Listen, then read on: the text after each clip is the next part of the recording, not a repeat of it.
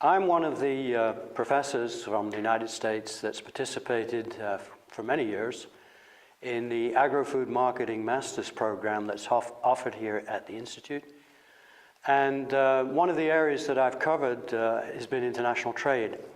So I'm going to say a few words about what's happening in that area in the United States at the moment, and what are some of the opportunities that this creates for countries and firms who want to export to the United States. The US food market is very dynamic. It changes dramatically over time.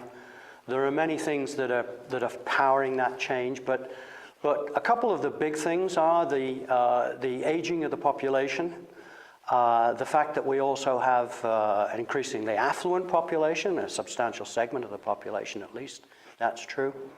And what that translates into is that many people are looking for new food experiences, they're looking for diversity, they're looking to obtain fresh products all the year round, for example. They want to be able to go into the store and find strawberries in January, when we tend not to produce too many strawberries in the United States.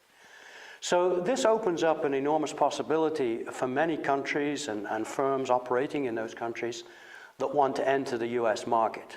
The important thing in entering the US market is to understand the market. The United States is a very big country, and people think that it's the same all throughout the country, but it's not. We have a lot of regional differentiation in terms of retailers, for example, and in terms of even the preferences of the people who live in different regions. So it's important to know exactly what the clientele looks like, and what they're looking for.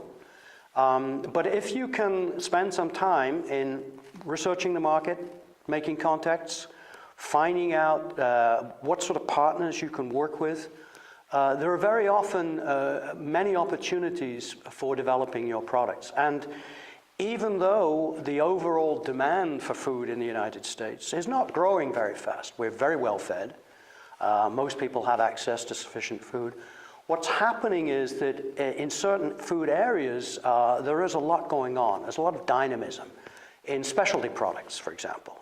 People look for different sorts of cheeses, for example, that might come from Europe, or they're looking for multiple varieties of coffee or tea, or all sorts of fruits and vegetables. I mean, a few years ago, you would go into a supermarket in the United States, and you would see a relatively limited range of fruit and vegetable. Well, it's totally changed now. The produce section, which is the fruit and vegetable section, is large in many stores. We also have a lot of specialty stores that focus on fruit and vegetables.